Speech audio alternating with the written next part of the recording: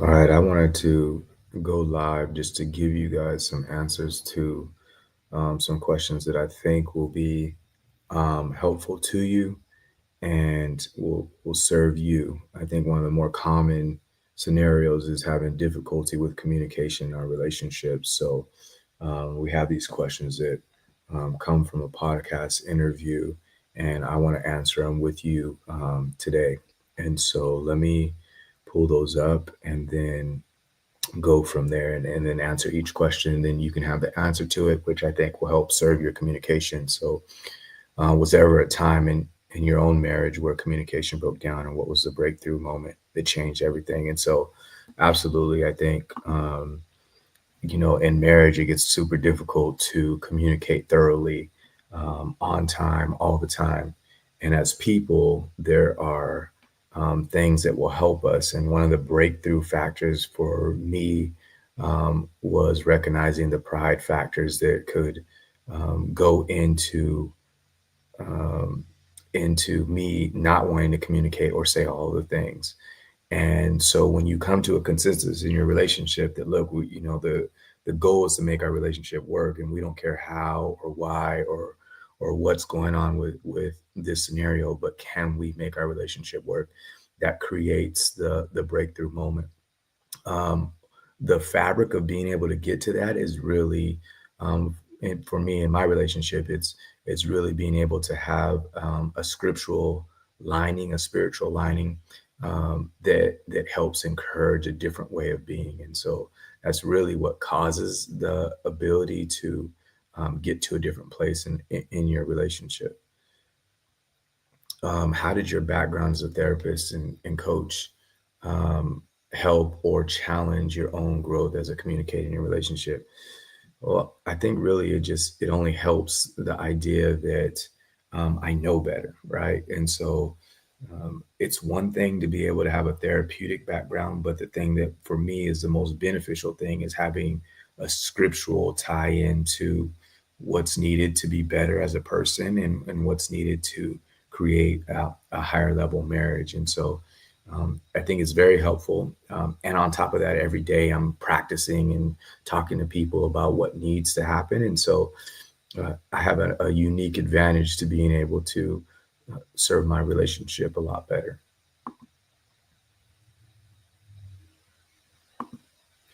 What are the most common communication barriers you see in couples today? And are there patterns that show up in both newlyweds and long term marriages? So, the most common communication barriers for couples is really the idea that you don't have a personal responsibility to making things better. Like so often, couples see what their partner's doing, they get frustrated, and then they start pointing fingers and blaming. And a lot of times, when you're doing this kind of pointing finger scenario, you can't do this. And so you stop growing as an individual and trying to get better. And it stunts your real purpose and your long term goal in being able to do your relationship. Like you didn't come into this relationship to break up, you came in this relationship because you cared about somebody. And so a lot of times couples forget about that just because of the hurt that they feel or the experience that they have. And they start allowing that emotion of whatever experience it is. And there are a lot of things that are devastating, but they start allowing those things to take over them and allow those things to lead their communication style more than anything else. And if are there patterns that show up in both newlyweds and long-term marriages? Absolutely. I think as newlyweds, a lot of times um, couples are so excited about what it could be and hopeful, which those are attributes that we need to try to keep in our relationship, that they turn a blind eye to some of the things that will bother them later, right? And so that's actually an attribute that we have to try to keep, is if we can um, look past what our partner is as far as being wrong, and look more towards what we know they can be, or what they're going to be, or what their heart is. Everything kind of changes. And I think couples who have been in relationship together submit to the idea that their partner is less than, or that their partner won't be able to serve them the way that they thought that they can serve them. And that takes away a lot of opportunity for us to be able to communicate, because we already assume the worst about each other. And so it happens a little bit differently The hardship that newlyweds have is they're not communicating at all, or there's not enough real to their communication because they're so into just making the relationship work. So while that is probably a blessing that they have that avenue or that site, it also keeps us from getting super connected. And that's going to come with time. It's not something that needs to be done away with immediately. Why do you think people talk at each other instead of to each other when emotions get high? Um, in my therapy sessions, I always tell people when the emotions go up, the thoughts go down. And so I think, you know, when our emotions are high, that usually our emotions are high because we feel at some rate powerless, unheard, which is also a powerless feeling. We don't feel like um, our message is going to actually get through, or that somebody can see us, or they can make a difference in our life, or that it's safe. There's a lot of different kind of feelings that start coming up, and just like babies do. I mean, they cry. We got a brand new baby in the house, and so they cry to get their needs met. And so we kind of will resort to that at some rate, even as adults. Is like, I just got to be louder, and whatever other people have going on isn't going to stop me from being louder. And so when we do that as a couple, we're just not really hearing each other. And so it makes sense that we do that. And I don't think that I'm willing to vilify the person that gets, too loud. We just know that it doesn't end up in production, right? And so oftentimes people talk at each other instead of to each other because they're just so hurt, and it doesn't seem like it's going to be helpful to approach each other in any other way than to get more emotional. And so we start talking down and talking at each other more than we need to. What role does unspoken pain or past trauma play in the way couples communicate or shut down? So, a big time role. So, one of the things that happens is we have our own blueprint for how relationships look, that's been being built over a lot of periods of time through a lot of different circumstances and situations, not just relationships with significant others or romantic relationships, but in tons of different ways. And so all the relationships interactions that we have start culminating into one way of being. And so now our body gets hooked automatically by certain interactions that go on in our relationship that scare us. And I think that creates a lot of miscommunication because to one person, what seems like a simple busyness and not paying attention is a hook for another person that means I'm being abandoned. And so though that might be an extreme case of what happens, but the truth is that's a frequent kind of scenario in all kinds of different ways, um, that creates us a scenario where we're not communicating, and we probably should be communicating mostly in that scenario. And so the dangerous part of us being hooked into previous traumatic scenarios and having the pain is not that those have happened, but it's really our not having awareness about where our interaction is coming from. So one is I need to have awareness of my own traumas and experiences and how the reason I'm being hooked in certain scenarios. But then my partner needs that information too. And so when those two things aren't going down, there's so much that happens in the relationship that is just unexplainable and unavoidable, and can't really be resolved. So it plays a big part, and I think that that's a good consideration for us to be able to look at when we're talking about communication.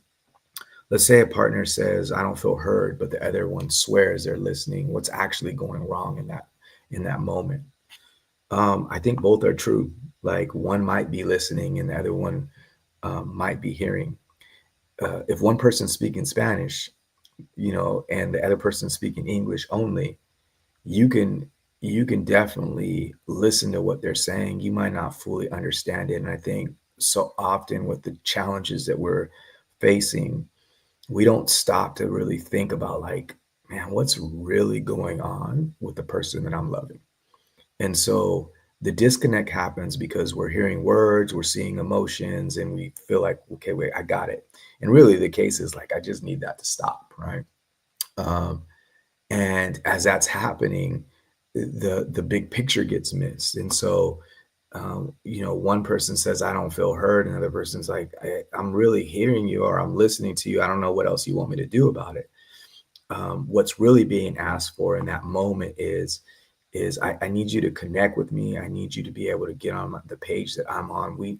I want to be together. I want to be next to you, right? And I don't feel like I'm next to you. I don't feel like we're even in the same arena. So that question gets missed, um, or the request gets missed, and then they just interact about the things, right? And so it makes sense that is a challenge. I think that both are true. The resolve is if we are really connected around things, if we're really knowing and understanding what somebody's experiencing and saying, they'll feel it. And so don't think that communication is a you said something and I heard it type of interaction, or you said something and I was listening type interaction. Um, the real thing that happens in communication is there's a feeling of, okay, we're moving together now, right? And as long as we get that feeling, we know we're on the right track. How should couples navigate differences in communication styles, like when one partner is expressive and the other is reserved? To be honest, I think too much gets made out of like different communication styles. I mean, maybe you can't make nothing out of that, but the communication style doesn't matter. And I think the best way to navigate differences in communication styles is to care about each other. So no matter how you communicate, that doesn't keep you away from the responsibility to yourself to be a better partner. And if we're using the idea of like, that's just not my communication style, it's you settling on being comfortable. Like, this is just who I am, right? And unfortunately, that's not what's going to make us successful in communication or in our relationship. At some rate, we're going to have to say, look, I just want to get better. And so, what does it mean for me to get better? And if it means me discovering a way to be able to speak a different language just so my partner can understand, that's what I have to develop. The goal is not to become someone different. The goal isn't for my partner to become someone different. It's make the relationship work. And so if you get that perspective, then everything changes, because then you're not looking at, well, our barrier is that we communicate differently. That's not really your barrier. Your barrier is your unwillingness to do better as a person or as an individual, to raise yourself to a different level where you get out of your comfort zone and become the person who can make your relationship work. And so I often think that when people say, we just have two different communication styles, we're different, we don't have anything in common, any kind of excuses like that, really kind of, for me, say that you're putting your own challenge, or you're wrapping yourself in a way that's not going to give you the best opportunity to be successful in your relationship. In your view, what spiritual or biblical truths have helped couples overcome communication gaps? And there are tons, but I'll start with the idea of just really understanding what the purpose of a relationship is. The more that you understand what the purpose of a relationship is, the better. And so I think the misconcept that people have that isn't biblical is that marriage is here to make me happy. And a lot of times people get married to be happy. And while that might be a product of moments in your relationship, and maybe in a lot of moments, that's not the purpose of marriage. Um, Marriage really gives you the opportunity to be the highest version of yourself, and to be by serving somebody else in close proximity to you that really knows you. And so the goal is to get to that point, right? And too often, I think people miss that concept, mostly because they don't understand or haven't read enough about the Bible. And so, um, I, I mean that for anybody who is believing in what to do, and I think ultimately the Bible is probably the highest consult that we can have on how do I do a relationship well. Once you get that and understand that, your relationship takes a different kind of turn. How does our identity, the way we see ourselves, influence how we speak to or react to our partner?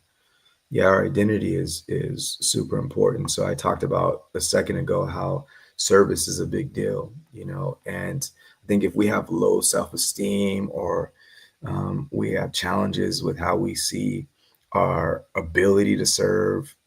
That's going to take us away from the thing that gives the most in our relationship. The thing that gives it the most in our relationship is both of us thinking like, look, I have to get to a better spot in my heart and in my brain and in my mind and in my daily practices so that I could actually be better in my relationship. And the more that we can work on that and get to a place of like, the only way I can serve is for me to be better, then everything changes. But imagine having that low self-esteem or not having dealt with all the hard things that you've done, you've had experience in life. If you don't um, do that, then a lot of times the idea that you would submit to being better in your relationship is not a good idea for you because you're afraid of what it would be like to say that you're not good enough, right? But in order for us to be better, we have to say we're not good enough. And so your identity and how you see yourself is so important.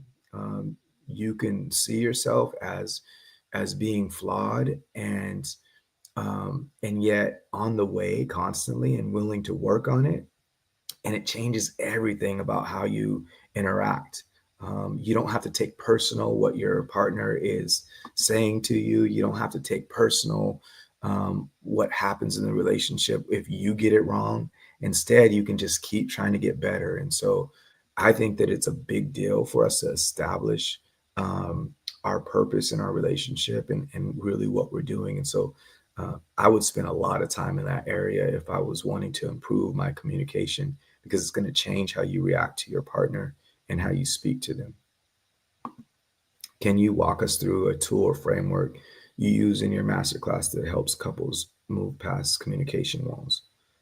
So what I will give you uh, is this idea that a lot of times we get defensive or we're swinging at each other verbally, and that doesn't allow us to do this, and if we can think of ways to drop our forearms or drop our fight, then it makes you a lot more approachable. It gives you an opportunity to be more loving, and it changes everything about how you're going to do communication. But so often we're just caught in being able to in being able to save ourselves and protect ourselves, and we don't trust our ability to deal with hard things or get through the hardship of what we're going through in our relationship. And so we keep our forearms up and our fists up, and we don't end up getting to where we want. I just was watching a person who was rescuing a puppy, and the puppy was so defensive and wouldn't allow that rescue person in. um, and I think as people, we kind of do the same kind of things as like the one person that could help us in our life. Often we are the most vicious towards. And so a lot of times I think that if we could just put our fists and our forearms down and think about wrapping our arms around each other, then it changes everything. And so that's definitely a tactic that we describe in our masterclass that I think will be helpful to all of you to help really move past some of the barriers that you have in your communication. What's one daily habit a couple could start today that could immediately improve how they talk to each other? Maybe everybody won't appreciate but I would say start a Bible study together and only keep it like 15 minutes.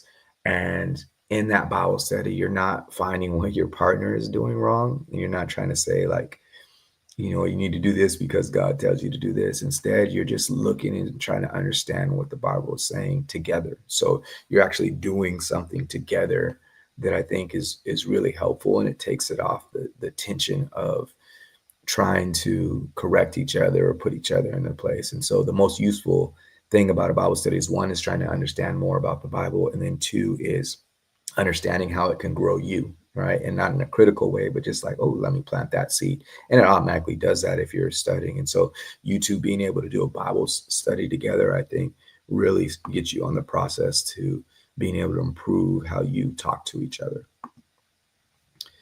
You talk a lot about creating safety in conversations. What does that actually look like in a heated moment? So yeah, I just described, being able to put put your fist down. And in a heated moment, it's just, just stop, right? Be the first one to put your hand out and offer and wave the white flag, so to speak, and when your hand gets smacked away or you get somebody turns their back on you, like keep your hand out there and keep pushing through the idea of like, we're going to make this relationship work.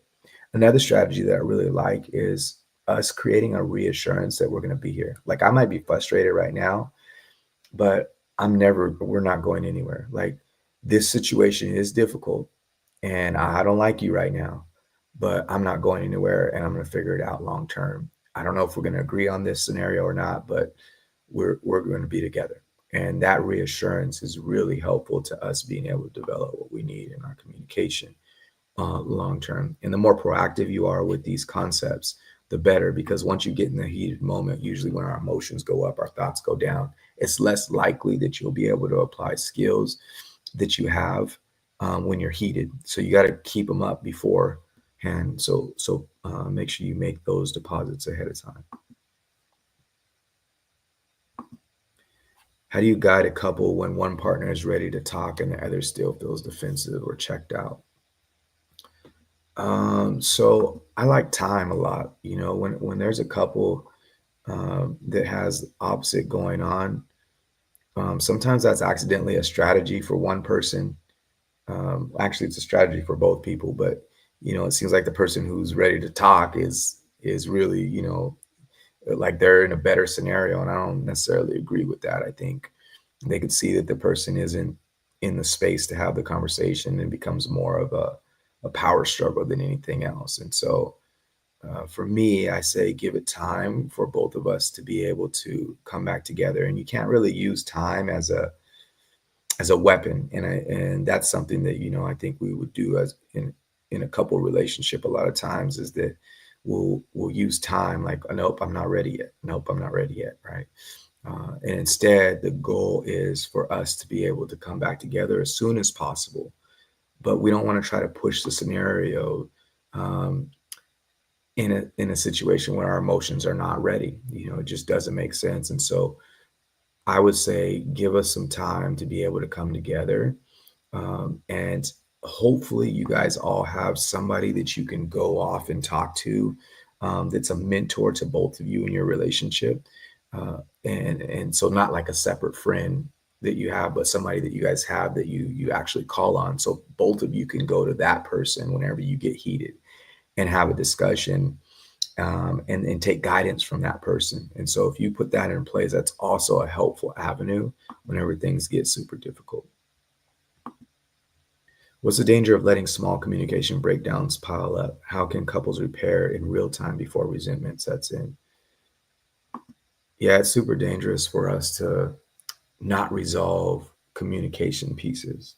A lot of times we don't know how to. And so what I see with couples is not that they're trying to kick the can down the road, so to speak, but we just don't know how uh, to resolve it. And so the reason resentment sets in is because the same thing keeps happening over and over again.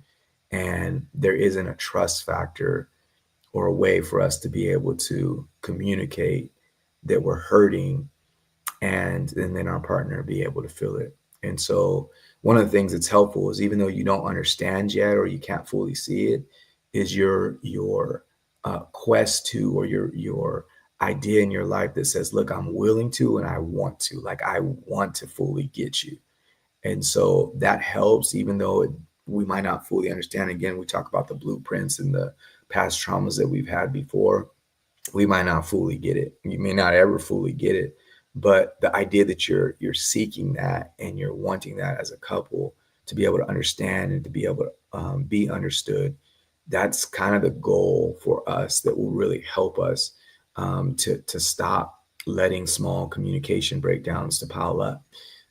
And if we're doing that, we keep the resentment from kind of setting in. And so I think that's the repairing factor, is that can we, request from each other to just understand more. And so instead of your partner having to come to you and say like, hey, this has been a problem for me, this has been a problem for me, you go ask them like, hey, what needs to happen for me to be better and for me to translate to you that this is the goal for our relationship to grow. And so what do I need to do? You know, and that to me is really helpful for us to stop resentment from getting to where it's going to really ruin our relationship. Let me go on one side, the other side of that. If you are the person who's developing resentment, resentment doesn't come from somebody else. So your partner can't make you develop resentment. Resentment is something that you choose to develop, and it's not necessary. In your relationship, whether your partner does what you want them to do or not is not something that you need to grow feelings over. It's something that you would go inward about so that you can grow a different relationship over. And so, what I mean by that is instead of you growing resentment, if you have the ability to grow resentment, you have the ability to grow love. And I would say figure out a way to grow love more than you're trying to or you allow resentment to grow. And love takes a lot more work. So a lot of times we just allow resentment to grow. Resentment's like death, basically.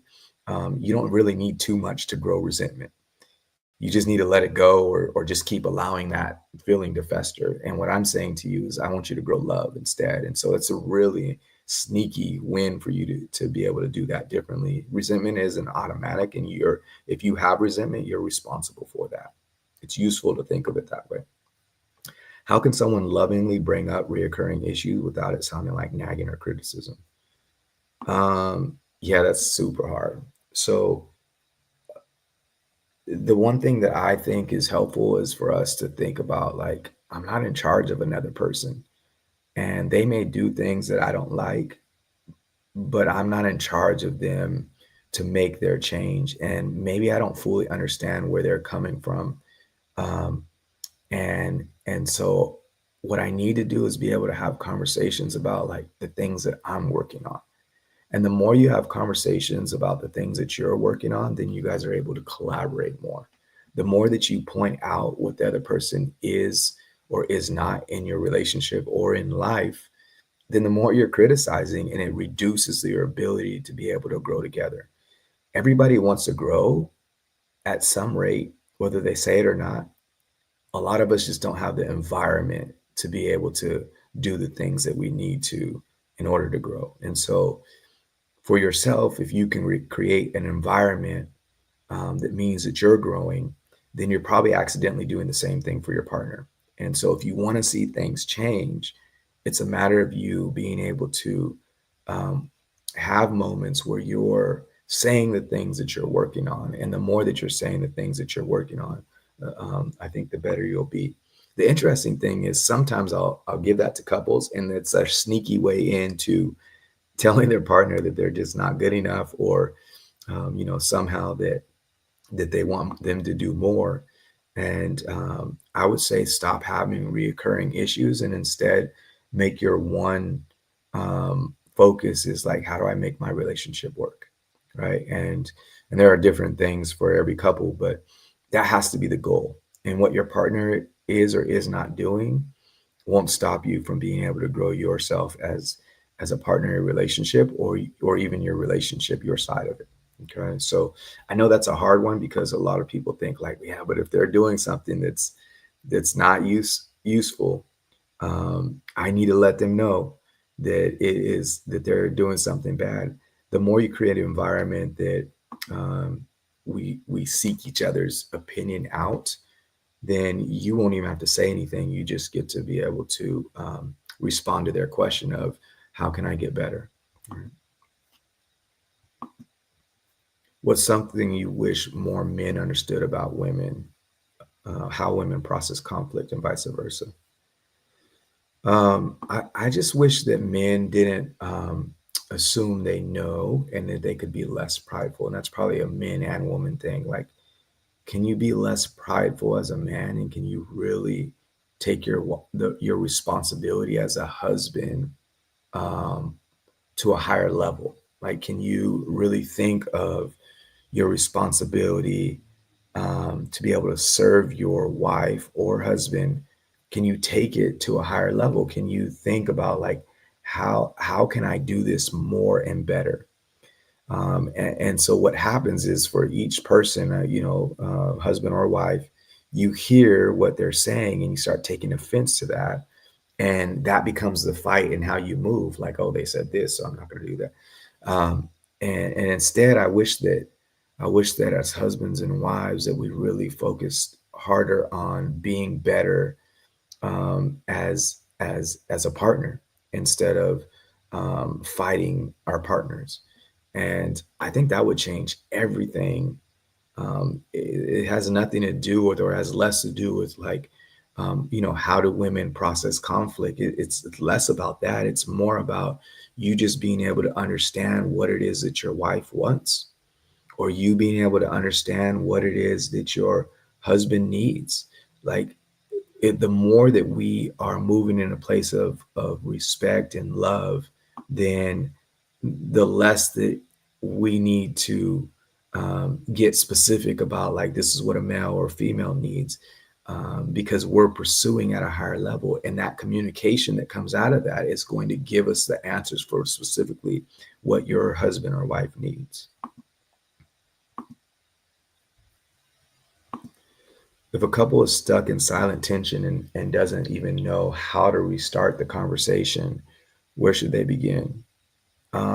So I think this will be different for every couple. I probably would, depending on the couple, I would give different scenarios. But um, one of the places is to drop your guard.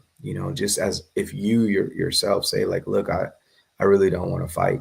All I want to do is love you and figure out how to do that better. That's going to change everything, because you started putting your fists down, right? And you're ready for hug. Simple touch and letting somebody know how much you admire and care about them changes the whole tone, right? Actions, like, the more that you're able to do the things in your relationship that show that you care, then somebody actually feels that. So everybody's going on, like, when there's a silent tension, everybody's going on, like, what the feeling is, right? And so the more you can move into what you, and this is in your mind where you'll begin this, the more you can move in your mind, like, this is not how I want to be in my relationship, and I need to change. I need to do the change. Like, my partner, they might stay silent, but I need to do the change.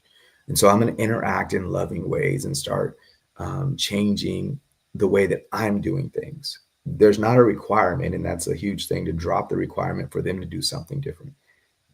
Then the more that you can say, look, it's me making the changes, and I'm going to drop the silence. I'm going to say the things that I want in my relationship, and I'm going to go from there. So I'm saying I love you, and I'm saying I care about you. I'm showing and interacting in that way.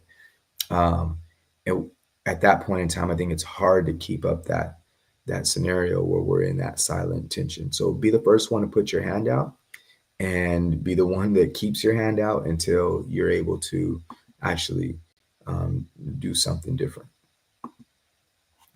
What's one word of hope you'd share with a couple who feels like they've tried everything and still can't seem to communicate? Um, I don't believe that. That's one word of hope. Like, I don't believe that you've tried everything if you're in a spot where that you think, like, man, we've done everything and we can't seem to communicate. There's probably a big pride factor that either one of you has that's keeping communication.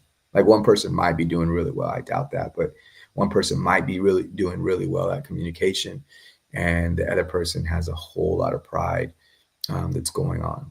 And so, um, I guess the thing that I will share with you is you haven't done everything. That's kind of encouraging. Um, and what I would love for both of you to do is drop your pride factor and remember what started this.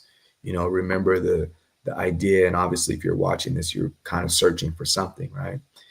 So just remember the idea of, like, man, I chose this person. And if I chose this person, I'm not a bad picker, and I could make this relationship work. And so have that kind of trust and faith about who you are, and what you're capable of doing.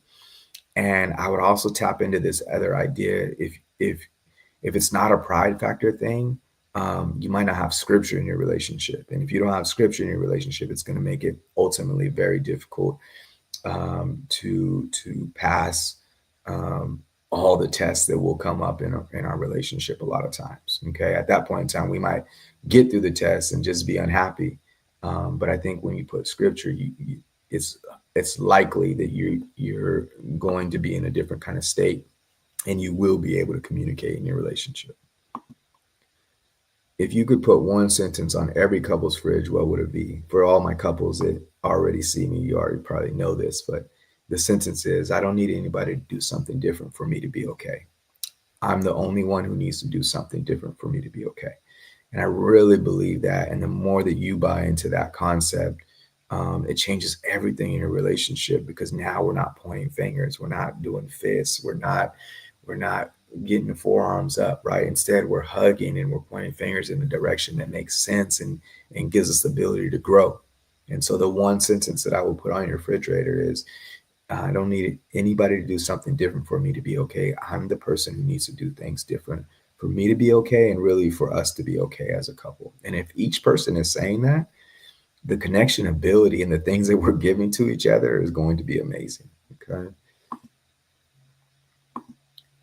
Where can our listeners go if they want to take the next step with you in your communication tools? So theshinecampus.com is the best place to get a hold of me, and to know more about me. We do have a free master class on there that you can check out. Okay, you guys, I'm glad that we were able to look at these questions coming from the podcast interview and just be able to go over them. I think they're going to serve your guys' communication a whole lot. If you can just start there, you don't even need to go to the website yet, but you can probably end up at the website and get what it is that you need as well. Enjoy the rest of your week, and we'll talk to you soon.